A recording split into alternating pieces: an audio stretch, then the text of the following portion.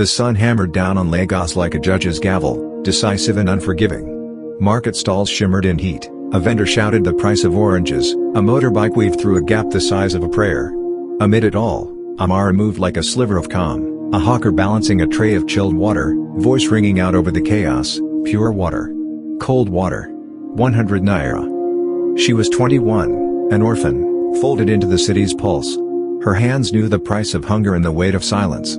Today she worked not because she loved hawking, but because it kept the lights on in the small room she rented, because it paid the man at the little clinic who had once stitched her forehead for free. Meanwhile, in another world of glass and polished floors, David Olaransola, only son to a family whose name meant influence, felt very much alone. He'd insisted on driving himself that day, a brief attempt to remind himself he belonged more to the world than the velvet ropes that now defined him. A sudden snapped belt, a soft metal cry of a cooling engine, and there he sat, phone dead, sweating in a suit that cost more than some people's monthly rent. People glanced, recognized him, then looked away. Celebrity had a way of building a glass wall. He opened the bonnet, cursed under his breath, and thought, of all days. Then he saw her, a figure weaving through traffic with a tray on her head, not glamorous, not polished, but alive. There was something irrevocably human about the way she pushed through the heat. "Sir." "Cold water," she called. He called her over. Thirst sharpened his voice into something ordinary. "Do you have one?" he asked, suddenly childlike and honest. She wiped dust from the bottle with the hem of her wrapper and smiled. "Take it, Oga. I can wait." He patted his pockets. "No wallet." The heat laughed at him. She shrugged. "It's fine. God will provide." That answer, given without calculation, lodged in his chest. He followed her to a mechanic's stall 2 blocks away. In less than an hour his car coughed back to life. He tried to tip the mechanic, then the woman, Amara, but she refused money in a way that made him feel awkward and richer in an unfamiliar way. That night, in his cool, air-conditioned apartment, David stared at the ceiling. There were women he'd dated for the arrangements, women presented by mothers and agencies, none had felt like a hand on his ankle, tugging him back to earth. Amara walked through his mind as if she were a sentence he hadn't finished reading. He did not know her name, but he knew he would find her again. He did not know then that a single shared bottle of water would tilt both their lives into something neither expected, a collision between 2 very different cities within one city, where wealth and want bumped, clinked, and sometimes, astonishingly, fit together. David found excuses to return to the same strip of road. Every errand took him near the mechanic's alley, every meeting seemed to end early.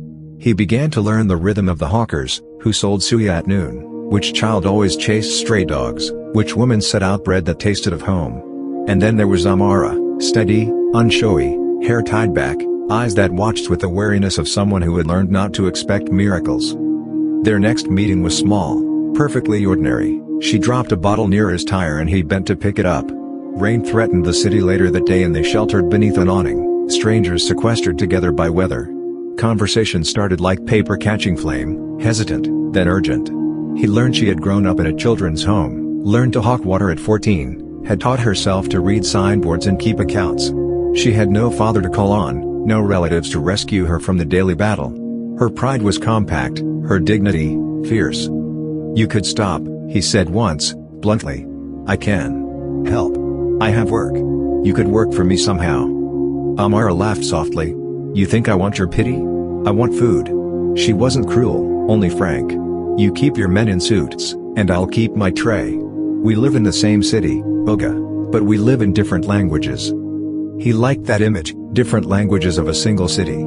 The more he listened, the less the idea of a life without her made sense. He recognized that feeling as a small, dangerous hunger. Days became meetings, he'd tip generously, she'd refuse until he made a scene and others insisted she accept. He introduced her to a cleaner bottle of water and a sweet he insisted she try. She insisted on teaching him to carry a tray without tilting. He taught her a little of his world, not money, never that, but manners she hadn't been asked to learn and the strange comfort of a city with streetlights that worked on every corner. In the quiet moments, sitting on a crate behind the mechanics, they traded stories that were small and big, the night she learned how to tie her hair, the day he realized he wanted something that bore no company logo. He began to bring her small things, a pair of shoes that fit, a plain sweater for morning markets. She accepted because she had to, not for shame, but because survival does not always come packaged in pride. One evening, after a late shift, David walked her home to the little compound where she lodged with 3 others. They stood at the gate, the hum of the street soft as a lullaby. He had felt the shift, the tilt of his world, but fear sat in his throat like a stone. "I don't want us to be the sort of story that ends with a snapshot," he said, voice low. "What sort of story do you want?" she asked, eyes direct against the dim. "One that keeps going." She watched him for a long time, then nodded as if making up her mind. That night, they sealed a silent, unlikely agreement: they would meet again. Neither of them yet understood the gravity of the choice they were taking toward each other, but the city saw, and the city was full of witnesses. This was no longer a kindness returned, it was the beginning of something that would grow teeth. Rumors grew like vines. The billionaire's son spotted with a hawker girl, it made for small talk among those who traded gossip between market tables. David tried to ignore the stares, tried to fold his new life into the edges of the old, boardrooms and glass towers in the daytime, dusty alleys and shared akara at night. He began to test the boundaries of his world. He would bring Amara to a library with wide windows where she pressed her palm to the glass and watched the world of books like a child peering into a candy shop. He pestered a mentor to lend a tutor. He mapped out a plan that was ridiculous and reckless, teach her what she needed to navigate his life without losing who she already was. For Amara, this was bewildering and terrifying. She had known men who promised the sky and left with the stars. She'd been schooled in distrust. But David's attention was not the theatrical sort, it was steady, stubborn and oddly patient. He paid attention to the little things she said, the way she liked the sound of rain, how she hated egg yam but loved plantain, how a certain street vendor never gave credit. His fascination developed teeth. He found himself watching her at parties from the distance of his island of wealth. When she spoke, she didn't perform. She existed. That authenticity began to shatter some of the brittle performance David had been raised on. He invited her to the family charity event, feeling both pride and fear. She came in simple clothes, hands still smelling faintly of roasted corn. Some guests smirked. One woman's eyes flashed with the sort of disdain that makes air sour. But when Amara smiled and helped a little girl pick up a fallen toy with the same care she used to fold her wrappers, a hush traveled the room. There was an honest, communal warmth she passed to people like son. David's father, the patriarch, felt the change like a hand under his ribs. He watched his son's attention slip from spreadsheets and quarterly reports to a woman who could tell a story about a street called "My Mother Lived Here." His mother raised a polite eyebrow and smiled, the sort of smile that could be used as a blade. The family began to murmur, perfectly civilized ways of saying, "This will not do." But love had its own plans. That month, David and Amara grew closer, their conversations stretching longer. He learned to find rhythm in marketplaces, and she learned not to flinch at expensive plates. The city began to feel like a single thing knitted with a thin, nearly invisible thread, a thread made of small acts of bravery. Still, a question hung between them like a bell ready to be struck: could two people from different languages truly speak the same sentence? When David realized he could not imagine waking without knowing where she was each day, he decided to find her properly. Not by chance or by happenstance, but by intention. He wanted her to be seen, and he wanted to see her in a way that matched the feelings growing inside him. He began by asking her where she would be at noon, at market opening, in the late afternoons when the heat shifted west. He discovered patterns: she hawked near the bus stop on Mondays, sold at the roundabout on Wednesdays, and worked with a friend who always wore a red headscarf on Fridays. He made it his business to be there when she was, carrying a small satchel that looked like a man learning to be ordinary. But the city can be sly. On one afternoon he waited and waited until the sun became a bruise in the sky and she had not appeared. His heart hammered. He feared he had finally misread signs. Then, at dusk, he saw her silhouette weaving past a line of traders, tired but laughing as she bargained with a customer over yams. He stepped forward, breaking the rhythm of the market with the logic of his yearning. "Amara," he called. She froze, glance sharp. Passing heads turned. For a moment the world tightened. She came to him slowly, face unreadable. "You're always here now," she said. "I want to know everything about you," he said simply. "I want to know where you sleep, what you eat, the name of your first teacher. I want to know the map of you." She looked at him, truly looked, and in her eyes he found a question he couldn't answer: why him? He had wealth, options, whole dresses of possibilities. He had never had to beg or bargain for someone's attention. Her life was not an ornament, It was a ledger of survival. He felt both honored and ashamed. Their meetings became purposeful. They were no longer late-night conveniences. He brought her an umbrella against the thin, treacherous rains. She taught him the rhythm of counting coins with quick hands. It was awkward and endearing to watch him learn to bargain. He tried to introduce her to music that had been the soundtrack of his youth. She preferred the street songs that made men clap and children skip. One afternoon, after a particularly long week, she invited him to meet the woman who ran the compound she lived in, Mama Sade, hardened by years and laughter. The woman appraised David with a practical glance that missed nothing. When he offered help, she peered at him like a cook testing palm oil. You can help people who will take help. Or help people who need to earn it. Make sure it's the right kind of help, Oga. David promised. When he walked back to his car, a small piece of paper was folded into his palm. It had her name written in a child's careful hand, Amara. He kept it like a relic, a map that made him less lonely. The search had become revelation. He knew now that he wanted to see her not as a charity case, but as a person who could stand beside him. Love, when it starts this way, is a gradual reckoning, not a single thunderclap but a year of small weather changes. David and Amara's relationship deepened into ritual. He would appear at her market spot like a steady season. She grew used to the sound of his footsteps. He brought new things not as charity but as shared secrets, a thermos for tea, a well-fitted cap for the sun, a small notebook where she wrote expenses and her dreams. They kept the most tender parts private. On a rooftop, away from the eyes that scrolled gossip and judgment, he taught her to make coffee properly, the kind with cardamom and something called patience. She taught him the right way to fold a wrapper so that water didn't spill. They were clumsy and earnest, two people used to different kinds of survival learning to be foolish together. Yet, whispers followed. Someone posted a photo of them on social media with a caption that tried for outrage and landed on curiosity instead. Calls came to David from suited relatives, inquiries couched in small votes of concern. "Are you certain?" his aunt asked once, voice fragrant with unease. Sometimes interest fades when the world is loud. His father, who presided over companies the way a general presides over a regiment, noticed the shift in his son's priorities. "David," he said one afternoon, "is this about you or a feeling that will burn out?" David's answer was not an argument. He chose to show. He began taking Amara to places carefully, a quiet museum where light coated the paintings like honey, a bakery where the baker handed him an extra croissant because he asked. Not opulence, small gestures that taught her to handle the things money buys without being devoured by them. Amara, in turn, tested boundaries. She refused engagements that felt performative, refused to be paraded as a trophy. When a wealthy aunt attempted to dress her in silk she did not like, Amara pushed the fabric away and laughed, startling the room. The moment struck David like a bell. She would not become a mirror showing him his reflection, she would remain untamed in the ways he loved. They argued sometimes, tempers that grew where two different life grammars met. Once Amara accused him of trying to fix her, of turning her life into a project. He understood the sting then and learned to be less eager with solutions. Love became, before anything, an agreement to learn each other's languages, one of receipts and survival, the other of spreadsheets and scheduled meetings. In the course of their learning, they both changed shapes. When David finally spoke to his parents, it was deliberate. He sat across from his father in a wood-paneled study where portraits of older Unsolas watched with a stern benevolence.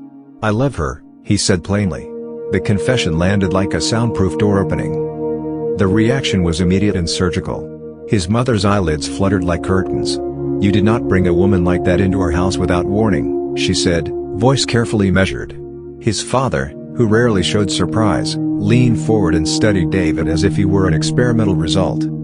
"We can't have people jumping into alliances that complicate our family's work," his father said. "People notice. It's about optics, David." Amara's name felt small in that room, like a pebble tossed in deep water. David explained, telling the story of rain and a bottle of water, the mechanics bench in the compound with tied thatch roofs. He tried to describe the wonder of seeing her laugh without being on stage, the way she recognized a child without asking for a title to go with the act. His parents listened like surgeons listening for a rhythm they'd never heard. "We will meet her," his mother said. "But she must understand she is entering a life not measured by market days." When the meeting day came, Amara arrived in a simple dress, headscarf neatly tied. The house's marble floors reflected her like a different country. The sisters-in-law exchanged micro-expressions, the housekeeper did not hide her surprise. The matriarch led with civility but beneath it ran cold currents. They studied her file, no university degree, No refined reference, only a patchwork of street receipts and a fierce, practical intelligence. How will she fit into our world? His mother asked, not cruelly, only practically. She's uneducated. Amara answered with frankness. I can learn. David's father considered. Education is not only books. But you must be presentable, aware, and able to navigate certain social expectations. The family agreed to a trial, let Amara spend time with tutors and advisors, and the household would evaluate. The sentence felt like both mercy and conditional exile. Yet Amara accepted because the thing she loved was not a title, but a man who had chosen her. As she left the great house that evening, she felt something that was new and terrifying, the sense of a future opening its jaw like a promise. Even with the family's tentative acceptance, small reservations hardened into objections. The older Unsola household had standards and unseen rules, and Amara moved awkwardly within them. She made mistakes, misunderstood a seating order at a charity luncheon, mistook a polite joke for an insult, wore a color that did not match the tone of an evening. Those mistakes traveled fast in a house where gossip was economy. The family's whispers became organized. Visiting cousins floated ideas about distances and decorum. There were private conversations about lineage and leverage. A woman from a certain background could better solidify business alliances.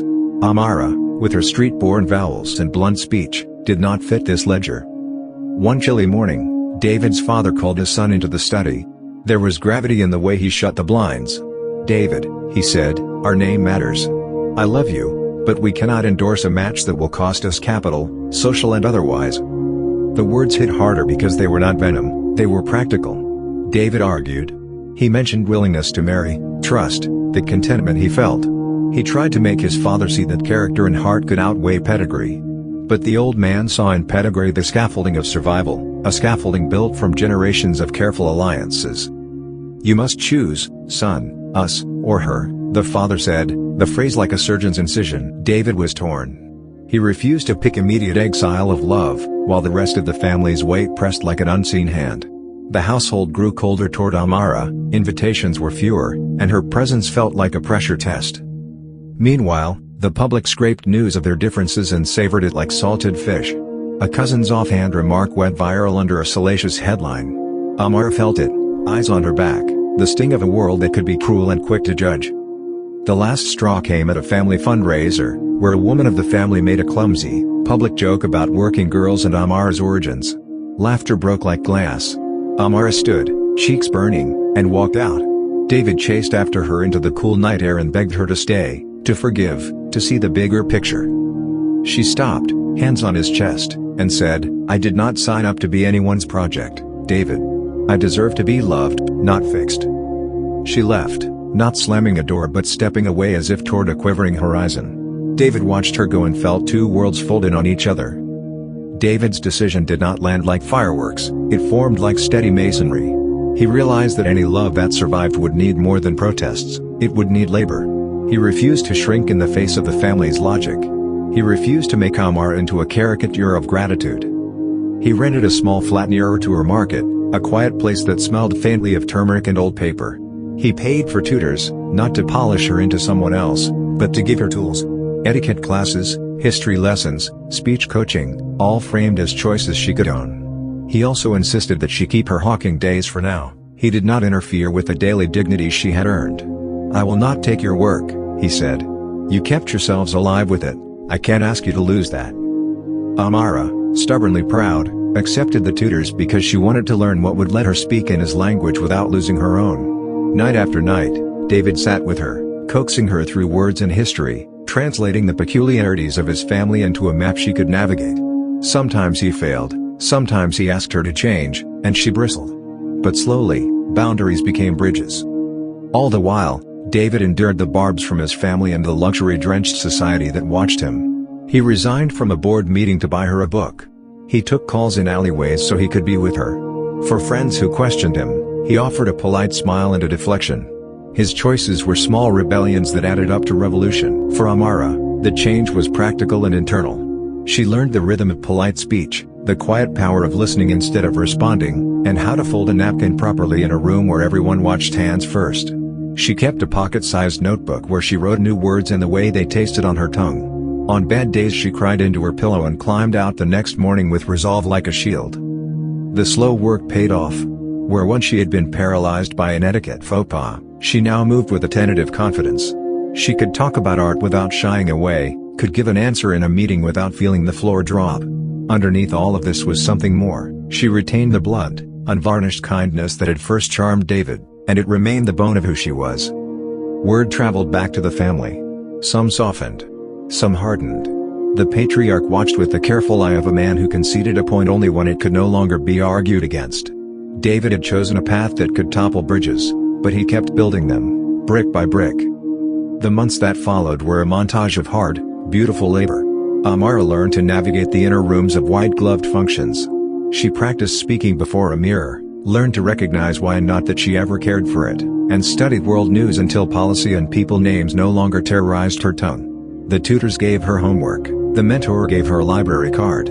She found a kind of joy in words that shaped thought. She also learned to present herself in a way that refused to erase her past. David insisted on that point. If you are polished but not real, you will be lonely, he said. He wanted the world to accept her without her being someone else's invention. So she learned to braid her hair with modest grace, to choose colors that complemented her skin without pretending she had been born to silk. People began to notice the change. Old hawkers who had watched her since she was a girl remarked on how she now answered with a quiet certainty. Friends in the market said she looked like someone who had had a second chance. The Ulleran circle watched too, their gossip now filtered by a grudging recognition. This woman was learning fast. Finally, the day came when David decided he would introduce her again to his parents, but this time, he wanted them to meet the woman he had chosen, not under the burden of their old prejudices. He arranged for a small, intimate tea in the family's guest parlor, a controlled environment where the old stern portraits watched benignly. Amara arrived in simple but well-fitting attire. She greeted his mother with a composed, gentle warmth. She spoke of small things, a charity book she'd read, a recipe she loved, and when the patriarch asked unexpected questions about their philanthropy, she answered with honesty and a clarity that surprised him. The room softened imperceptibly. Where there had once been sheltered disdain, there was now a tentative respect. Small courtesies and the steady look of a woman who had worked through shame and built wisdom with it. The Ulleran began to see not a spectacle, but a person with a spine and a heart. By the end of the evening, a cousin who had once generated cruel comments leaned in and said, half awkward, half pleased, "You're not the woman we expected." In that sentence lay both surprise and acceptance. David felt the shift in his chest like an easing, the first sign that their painstaking work might be enough to tilt the world toward mercy. After months of steady work, David planned a proper return. It wasn't ostentation he sought. It was recognition that what had been rejected could be willingly welcomed. He wanted his family to meet the woman who had shared his nights and mornings and who had learned not to apologize for survival. He escorted Amara through the main doors of the Ulleran home as if leading a small ceremony. Guests expected a performance, a woman transformed into an emblem. Instead, they found a woman quietly confident, who shared a laugh that warmed a corner of the room. She did not perform, she moved with the ease of someone who had been schooled by life rather than privileged salons. When the patriarch saw her, there was a pause, a recognition dislocated by a surprise.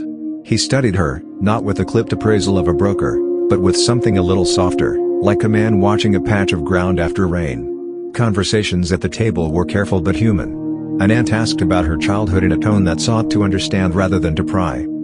For weeks, things improved. Dinner invites increased.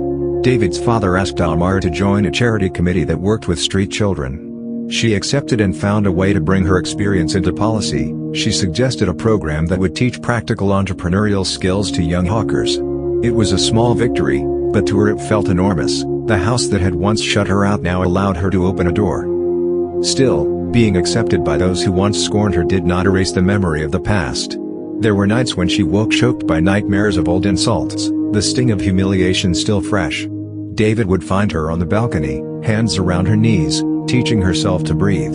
He would join her with a quiet cup of tea, and together they would let the city's lights be the evidence that some things could be repaired. The family's acceptance grew more sincere. An uncle who had been openly skeptical hugged her at a wedding and whispered, "You belong." The patriarch sent a note of thanks after the first committee meeting. David watched these small gestures and felt both relief and a new fear, the fear that a secret, once unearthed, could uproot everything built so painfully. Despite the fragile peace, secrets have a way of resurfacing. It began with a petty quarrel, a misremembered detail, a bill left exposed.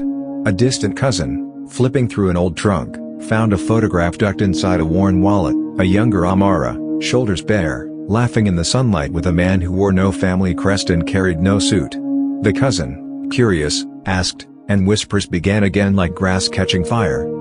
This time, the way the gossip moved was different. People remembered that Amara had once said she preferred to keep some things private. She had never been forthcoming about every detail of her past because, to her, some pasts were survival tools, not armbands you wore in parades. David, who had been out of town for work, returned to find the household in small uproar. He confronted the cousin who had opened the trunk.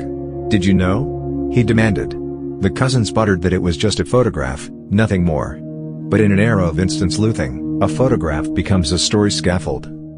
The patriarch called for a family meeting. It felt ritualistic, a tribunal. David expected anger, maybe a demand for an explanation. Instead, his father's voice was low. "What have you not told us?" he asked Amara, but the question was always different from a demand for confession. It was a ledger balance being checked. Amara felt an old panic rise, hotter than the market sun. She sat upright, palms flat, and decided she would not hide. The years of learning had not taught her to become someone else, they had taught her to own her story. "I was an orphan," she said, words simple and clean. "I hawked water to survive. I had a life before meeting your son. I am not ashamed of that life, I am shaped by it."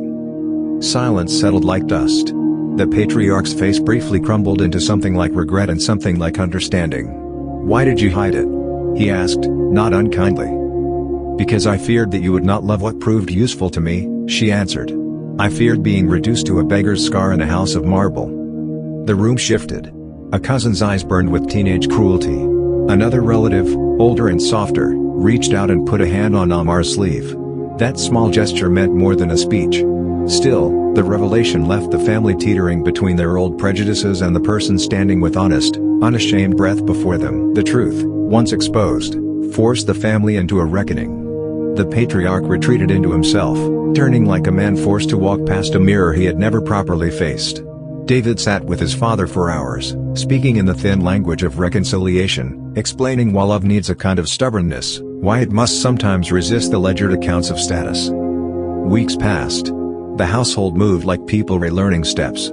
The aunt who once made the cruel joke found herself apologizing in a low voice, eyes bright with shame. She spoke to Amara privately, discomfort turned to an honest regret that shook both women. It did not erase the past, but it opened a door kept closed by pride. One crisp morning, David's father arranged a small gathering, not a declaration but a humble meal. He stood, palms folded, and addressed the room. "We were wrong to judge a life we did not live," he said. "Amara, we apologize." The apology landed heavy and sincere. Amara, who had learned diplomacy and dignity, accepted with a grace that startled everyone. She spoke of her past not as an anchor but as the maps that had directed her. She did not demand repentance, she accepted the present. Then, in a private ceremony that did not crave spectacle, David and Amara exchanged vows, words of keeping, not of conquest. Their wedding was small, attended by people who had watched them survive. The patriarch offered his blessing in a voice that trembled at first, then grew steady. Afterwards, as they stood on the balcony of their home, city lights sparkling like scattered coins, David wrapped his arm around Amara. "You changed my life," he said softly. She answered, watching the skyline, "We changed each other." They had walked through heat and judgment, through schooling and acceptance. The hawker who had once balanced water on her head now belonged to a house of marble, but she had not left the market inside her. The city remained, and she would never forget which language it had taught her. Theirs was a marriage sealed not by pedigree but by the stubborn bravery of two people who chose one another. Thank you for listening to another story from Voice of a Mom. If this touched your heart, don't forget to subscribe, like, and share. Because somewhere out there, another heart needs this story too. Until next time.